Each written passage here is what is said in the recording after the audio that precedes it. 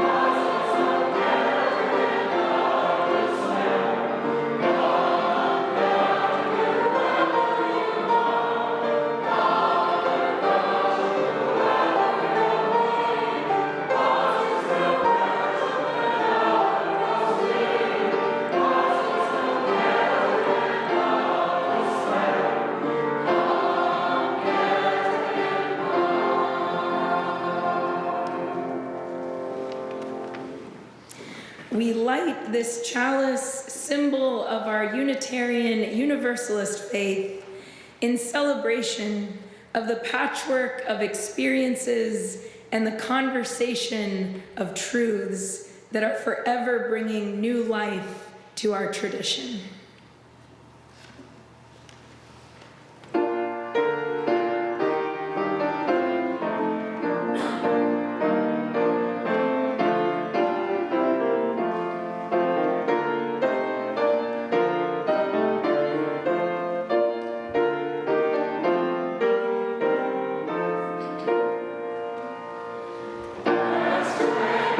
Streams that lead and merge and flow.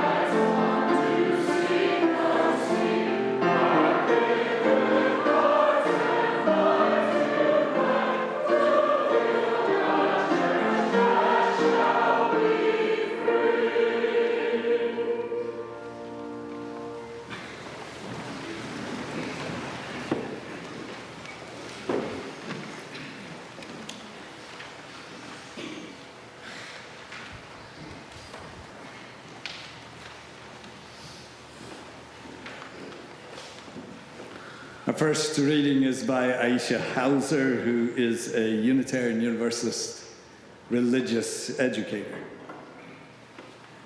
One unexpected part of my transformation as a Unitarian Universalist, she writes, was an invitation to make peace with the religion of my upbringing.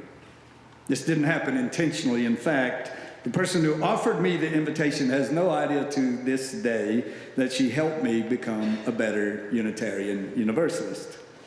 One day, an elder in the congregation asked me, "What did you like about being raised Muslim?" I answered, "Nothing." I didn't like anything, and it wasn't positive. She looked at me steadily and said, "It couldn't have been all bad.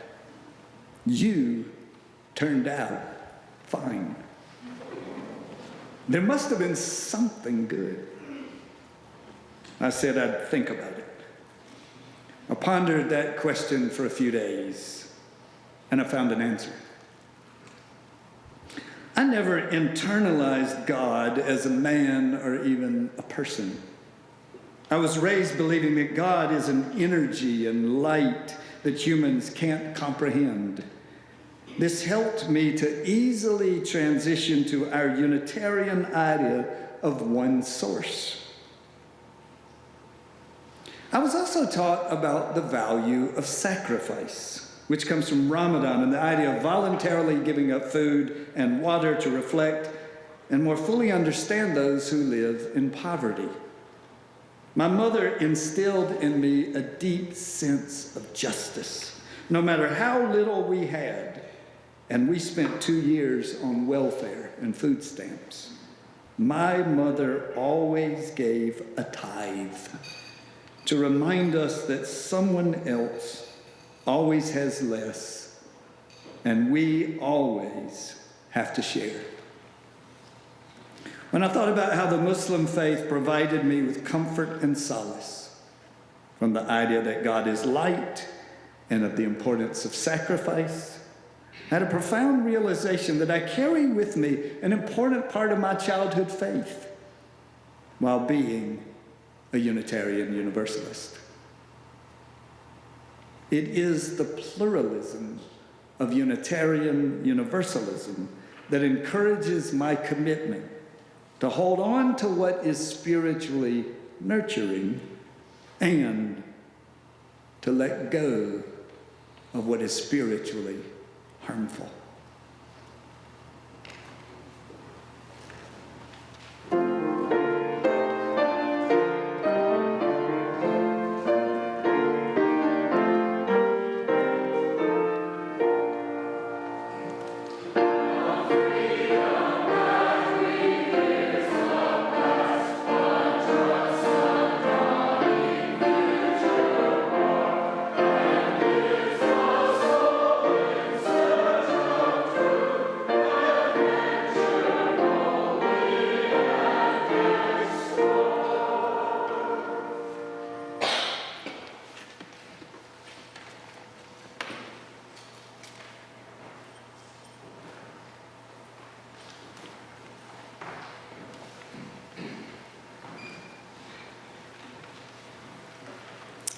I have to confess something to you. I'm lip syncing all of the singing today, and I'm sorry you have to put up with this scratchy voice.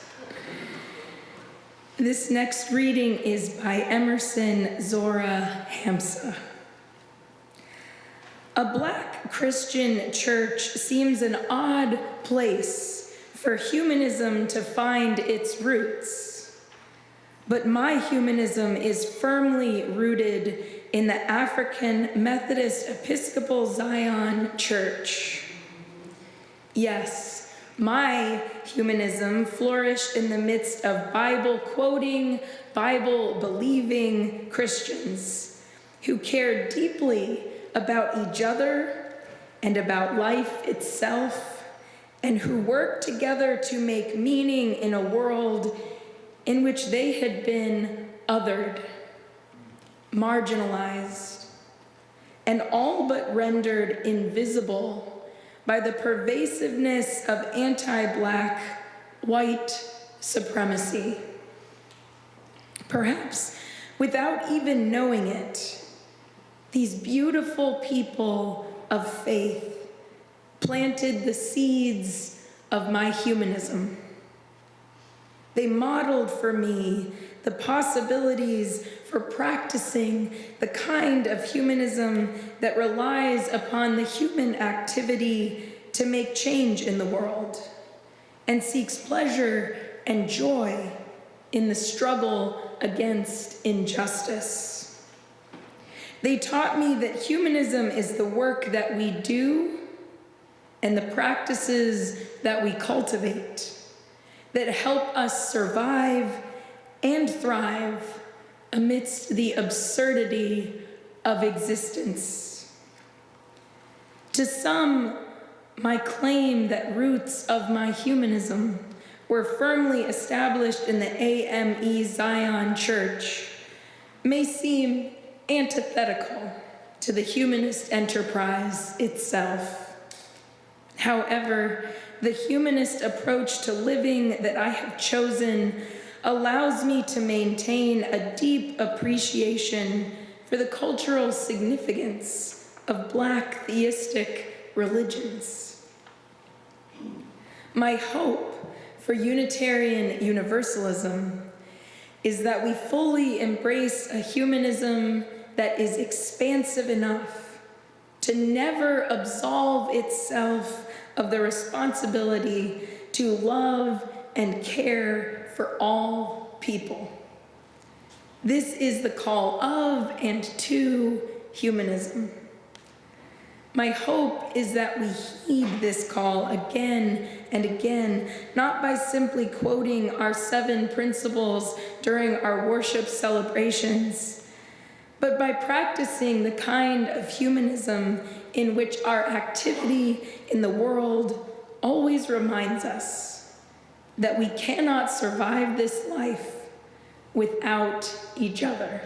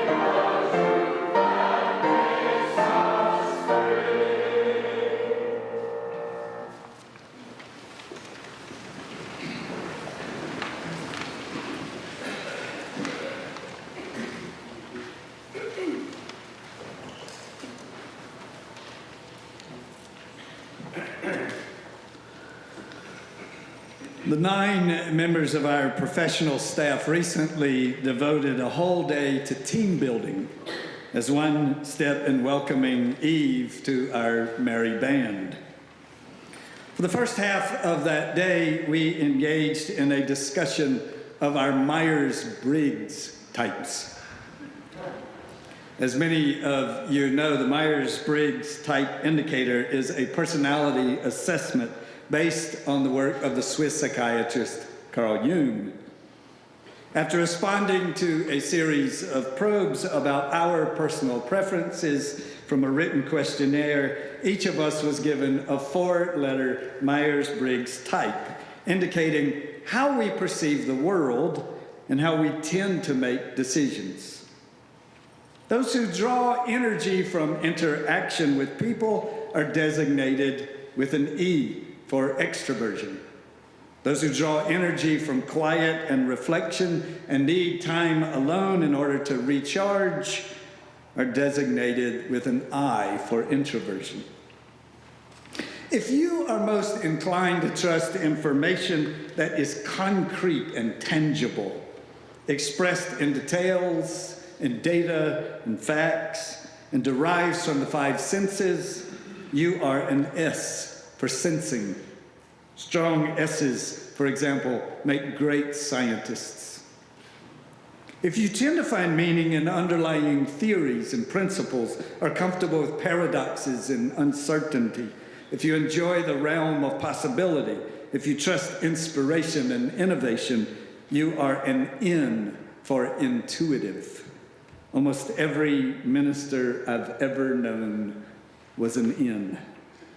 If you're attuned to people and their feelings, if you tend to be empathic and sympathetic, if feelings play a big role in your decision making, you're probably an F for feeling. If you prefer logical analysis or looking for things to make rational sense, if you measure decisions by what seems most reasonable, then you are likely a T for thinking. Finally, if you are flexible and spontaneous, if you don't mind leaving things open-ended, you are given a P for perceiving. On the other hand, if you make decisions with confidence, if you are adept at creating and following a path, a plan, you're designated as a J for judging. So, by Myers-Briggs' way of it, we are all either an E or an I, an S or an N, an F or a T, a P or a J. Your four-letter designation indicates your Myers-Briggs type. How many of you know, or from this description, can surmise your Myers-Briggs type? Wow, good. Okay. Let's find out. Shall we? How many of us are E's? We draw energy from being with people. Okay? I's, you need to recover from interaction with client. You'll be napping this afternoon. How many are S's? More concrete, facts-based, scientific thinkers. All right? N's, speculative, philosophical, imaginative thinkers. Interesting. How many are F's? Feelings play a big part in your decision-making. T's, you try to make the most rational, reasonable choice. How about P's? You're open-ended, you're flexible. Keep them up high? Because some of you, this is open-ended and flexible now. Okay. Just making sure you understood. J's, you're decisive, you're systematic. I see our problem now. As we did this work as a staff, learning each other's preferences and tendencies, things made more sense. I understand now why you're so good at that. I can see why doing things this way would frustrate you. I recognize where we're likely to collaborate well and where we will probably keep right on frustrating each other. Now, the Myers-Briggs type indicator is designed to affirm the strength of all types, without suggesting that any one type is preferable. At least that's the theory. I've been familiar with the Myers-Briggs for a very long time, and it's fairly obvious to me that though appreciating all types sounds good, the ideal type is actually INTJ.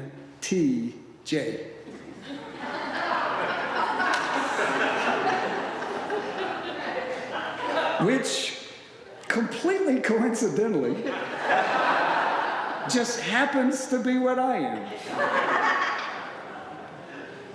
What are the chances? In truth, many of us, no one more so than me, will be relieved to know that without using the Myers-Briggs as their guide, our minister search team was remarkably successful in finding a new minister whose core preferences and style offers a distinct variation from mine. Eve is an E, while I am an I. We're both by necessity strong N's. She's an F, and I'm a T. She's a P, and I'm a J. It's just as I had hoped. A colleague with a different approach, with whom I can partner and from whom I can learn. And expanded to our whole staff, a group that works often collaboratively, we reflect several different Myers-Briggs types, offering us, I think, a better opportunity to reflect the variety of approaches within our congregation. To outsiders and to newcomers, the Unitarian Universalist Church of Charlotte can be a confusing place. How is it possible to have committed Christians and avowed atheists? Those whose spiritual path is informed by their Jewish heritage, alongside those inspired by Buddhist teachings. Earth-based pagans with earth-centered panentheists. How is it possible that, for example, our religion includes, as you heard in today's readings, a humanist who is indebted to the Bible-quoting, Bible-believing Christians in her past, and a woman who, having rejected her Muslim heritage, found her way back to an appreciation of Islam and its gifts to her current spiritual perspective? In the confusing cacophony of all of these voices, whose perspective, whose way of seeing things is the preferred one? From time to time, I've had colleagues from other religious traditions ask how I could possibly know what to say on any given Sunday to a group whose members don't share the same spiritual perspective. I explain that we're a bit like the Myers-Briggs of religious traditions. We don't just begrudgingly acknowledge that we here have a multiplicity of spiritual viewpoints. We proudly claim that as one of our core strengths. We don't aspire to sameness, to all seeing it exactly the same way.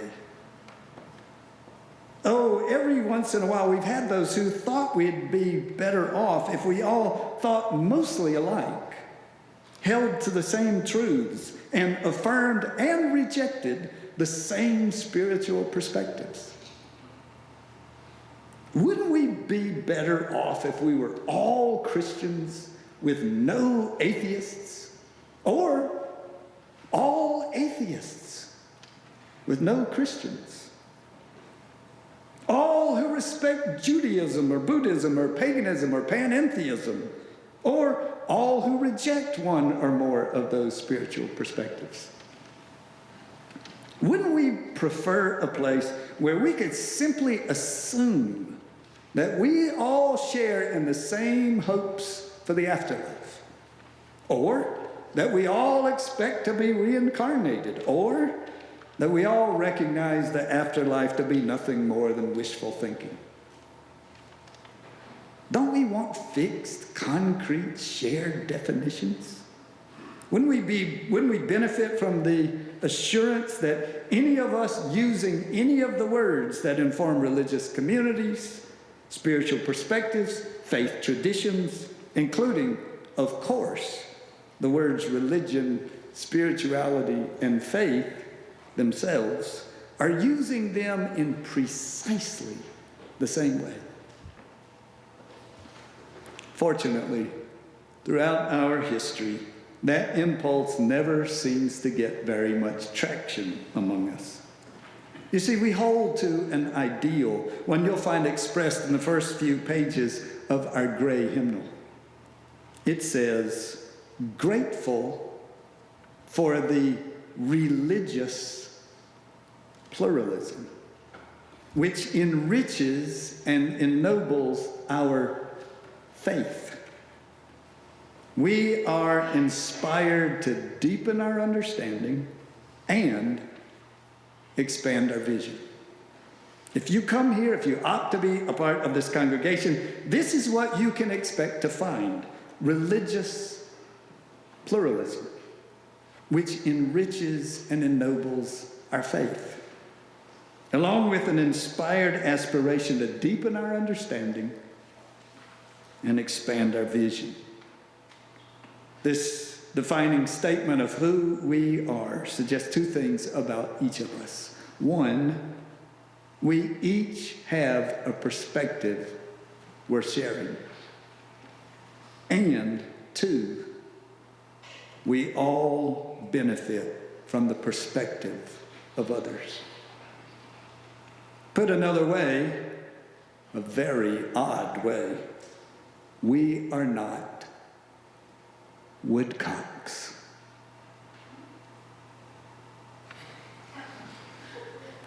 Woodcocks are described as squat-bodied, long-billed birds of damp, dense woodlands.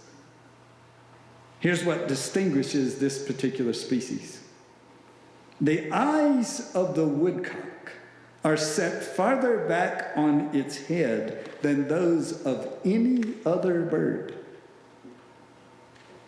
In fact, their ear openings are found below rather than behind their eye sockets.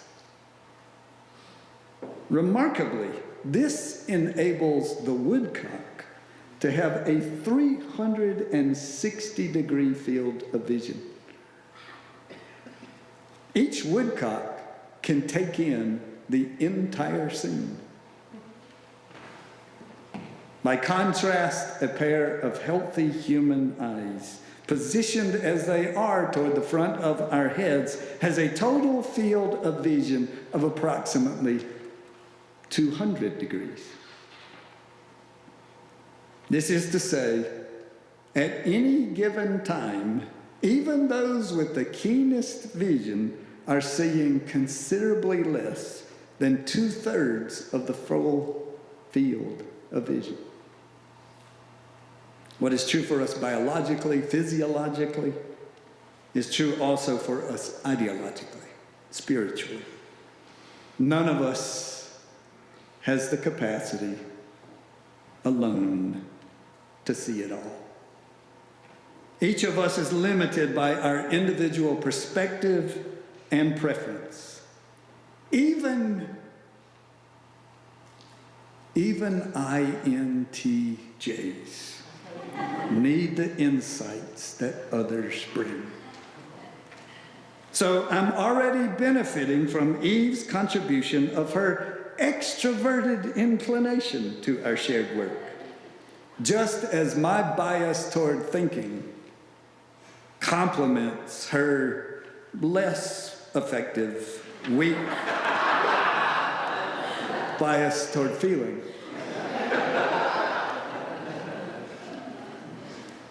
There's a 12th century Persian tale found in the poem The Conference of the Birds, written by Sheikh Faroud el-Din Attar. In it, the birds of the world embark on a journey.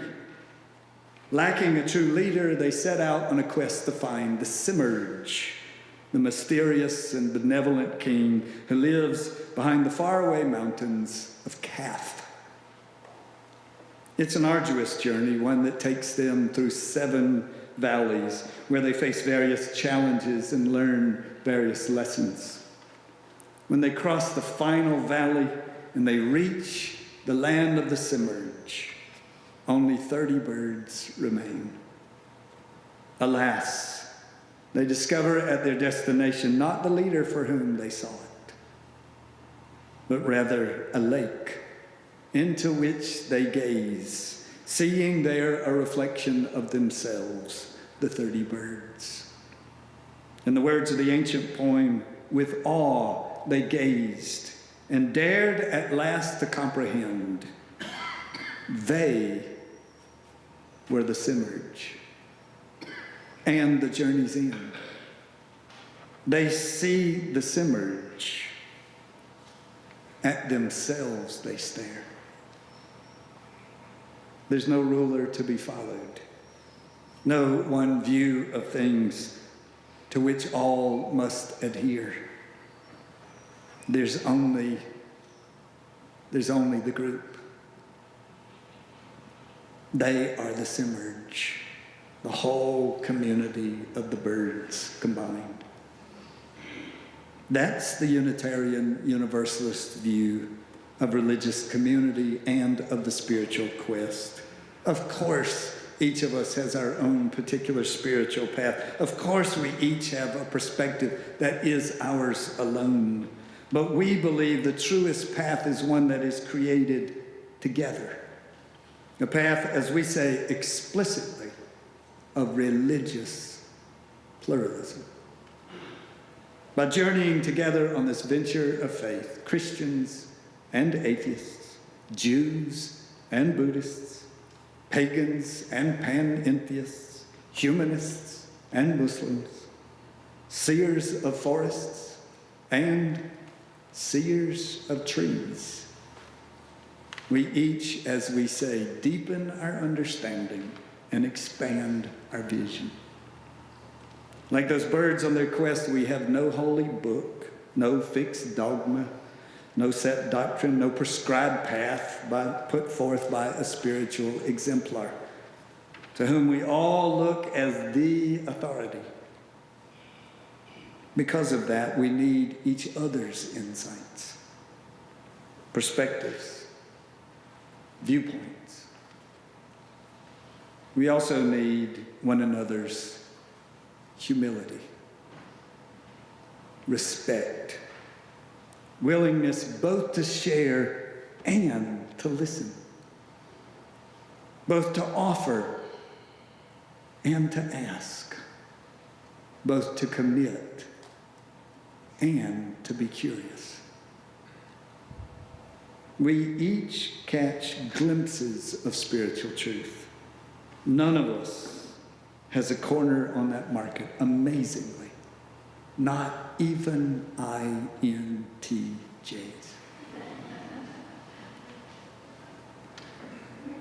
We teach our kids here a simple song that expresses a profound truth. It says, "From you I receive, to you I give.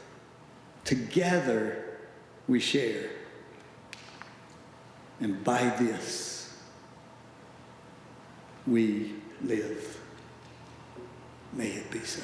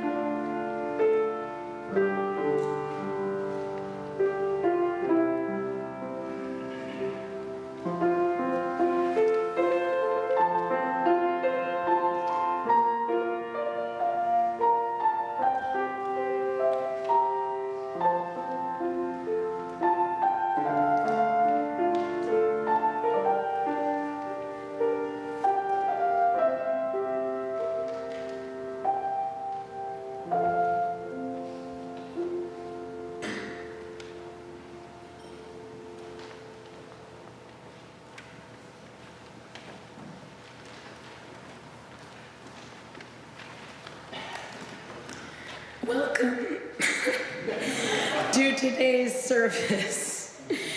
We're honored to have guests with us. Our members would like to greet you following the service.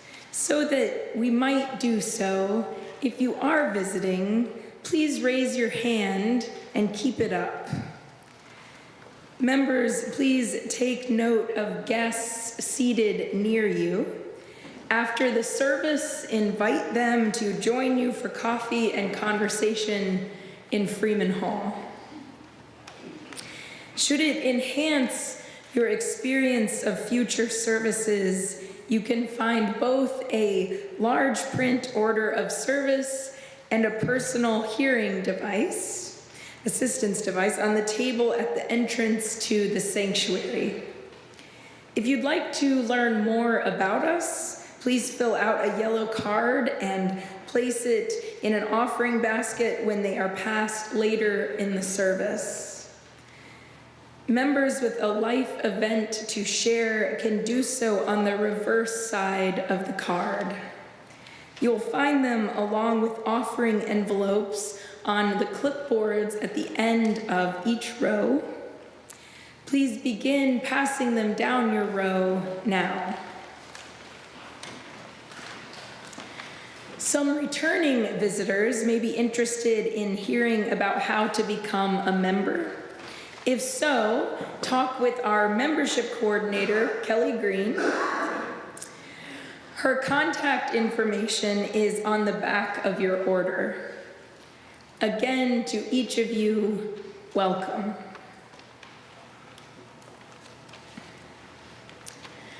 My dad always told the same story about why he and my mom decided to raise my sister and me Unitarian Universalist. Dad said the very first Sunday they attended what would become our congregation, they arrived early and were timidly drinking coffee and eavesdropping on other conversations. When Dad overheard two people having a rigorous debate about the Israeli-Palestinian conflict, their faces were flushed and voices elevated, both certain they had the right of it. It seemed like they could go on all day, but then a woman walked into the social hall with a tiny bell announcing that the service was about to start. Hearing the bell, one man turned to the other and said, "You sitting in the usual spot?" The other said, "Yep." With a warm smile, the first man said, "All right, I'll see you in there," and rushed off to rinse out his coffee mug. As the story goes, my parents looked at one another and in that moment decided this would be our spiritual home. They wanted my sister and me to be in a place where multiple perspectives were valued and respected. A place where you weren't taught what to believe, but instead invited to join a conversation of truths. Knowing that my parents chose to raise us Unitarian Universalist in hopes of opening our minds and hearts to difference has led me to wonder over the years, can you be a Unitarian Universalist alone? I am extroverted, as you heard, and tend to resist spending time alone, so I am biased. I'll admit that when I'm alone, I benefit from the time spent in solitude, allowing my thoughts to settle and checking in with my inner world.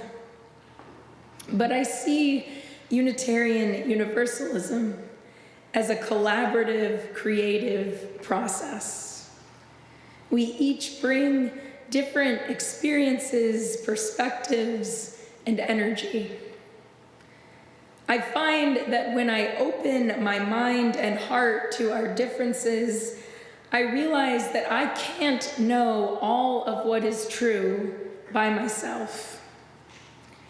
I can't know what social healing looks like unless I am listening to people who have experienced pain different from mine. I can't understand compassion fully until I witness the many forms that it takes coming from different hearts. For me, it is only in the company of other Unitarian Universalists that I feel humbled, remembering that my views are not the only views, and heartened, remembering that I am not alone.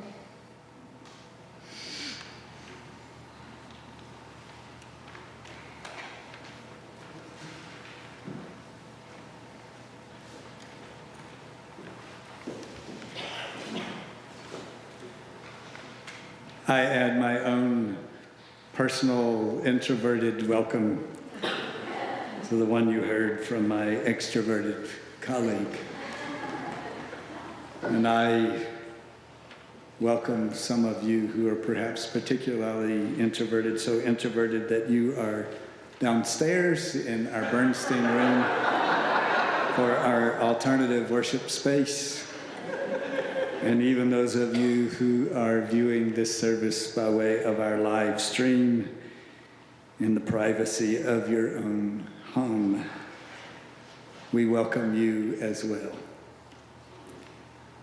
Unfortunately, you can't see, as those in the room can, that on both sides of the announcement page in your order are ways for you to be involved in the life of this congregation. Take note of the things we're highlighting on the left, but today especially, take note of what we are listing on the right, for there you find just a few examples of the affinities of our members and the way in which we express those affinities by creating smaller gatherings for those who share particular perspectives or interests. There are many ways to be involved in the life of this congregation, just a few of which are in your order, many more of which are on our website under our electronic newsletter, Currents. I remind you that today we will reconvene in this space at 2:30 to celebrate the life of our late member, Gloria Kuczminski. We come together as Gloria's spiritual community, to celebrate her life and to hold her quite large family with our love and in our prayers together. Today marks some special occasion of joy, of celebration, of concern, perhaps of remembrance or hope for you. There are candles on stands before you. You're invited later in the service, when the music is played and the offering baskets are being passed, after you've had a chance to contribute to the basket, to come forward and light a candle, visitor, member alike, holding, please, at that time, the silence in the room.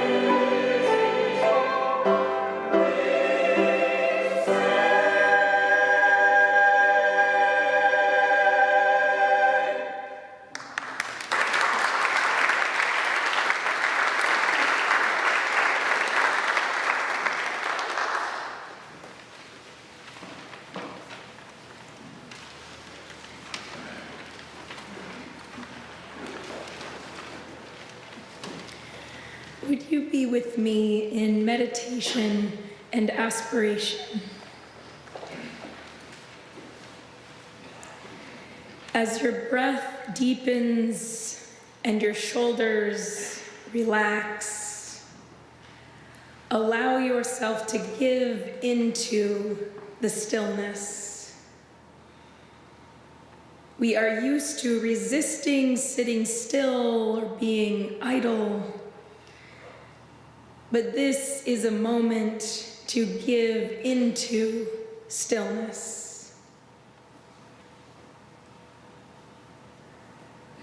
Stillness provides us time to sit with our longing, to ask whose presence is missing, to sense the invitations we have passed over. If we keep ourselves moving from one task to the next, we never have to pay attention to where our longing resides. In the back of our mind, in the palms of our hands, somewhere in our chest, or between our ribs.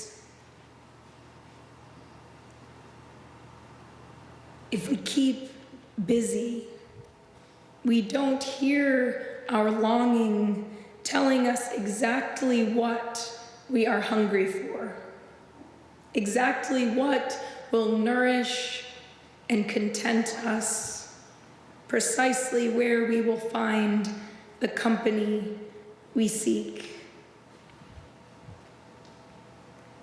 In the midst of our busyness and movement, may we find the time to listen to our longing and all it has to teach us.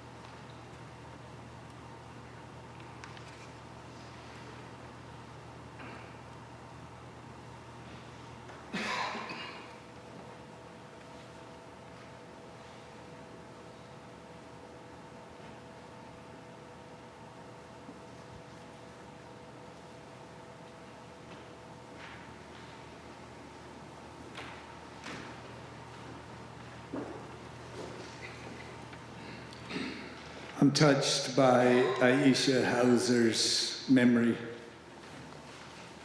of a welfare mom dependent on food stamps for survival, who insisted there were always those who had less, and therefore they must be generous. A mom who committed to a tithe even in the worst of their times. It's how we work here. No one else available to provide the support necessary to do what we are trying to do. You see, it works like this. From you, I receive, and to you, I give. Together, we all share. Together, we all live. We will now then both give and receive this morning's offering.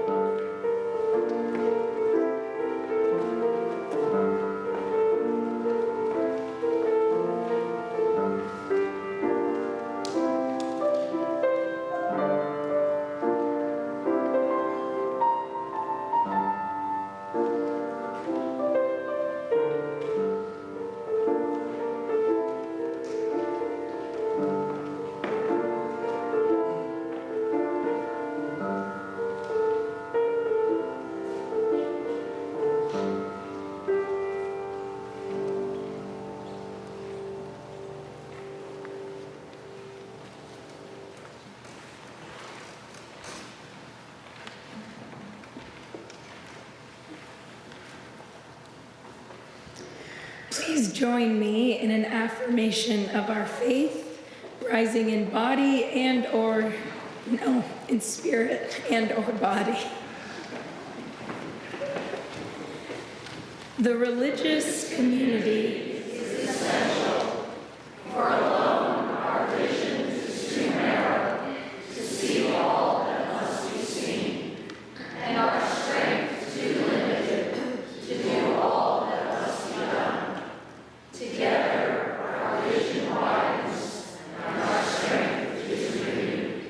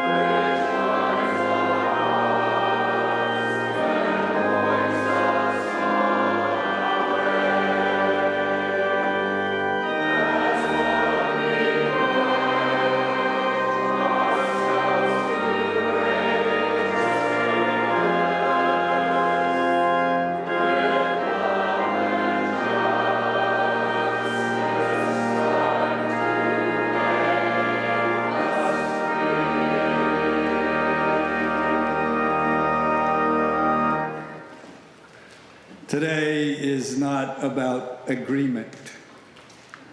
Today is not about false equivalencies. Today is not about suggesting all spiritual ideas, all religious thoughts are equal. Today is about the determination that within these walls we will not belittle one another. We will not disrespect one another. We will aspire to and see the best in one another. But now we prepare to go outside of these walls. The impulse we have in creating a new community can be ours beyond these walls as well. Some of you saw on Friday the piece I wrote about my shock at how deeply I was affected by the suicide of Anthony Bourdain, a man I admitted in that piece on whom I have an intense crush. Not just for the fact that he's a gorgeous man, but the fact that he had such a beautiful life, a life I loved, his capacity to see good in other people, his curiosity, his sense of adventure, his amazing capacity to tell a story. As some of you know, I said in that piece, we never know what's behind the mask. As the poet says, we wear the mask that hides and lies. And no matter how privileged someone's life may seem to us, no matter how great someone may have it, life's hard for everyone. Go with a little extra compassion this week. Imagine that even the people that drive you the craziest are carrying an intense weight of struggle and pain, and find it within you to be a little more caring.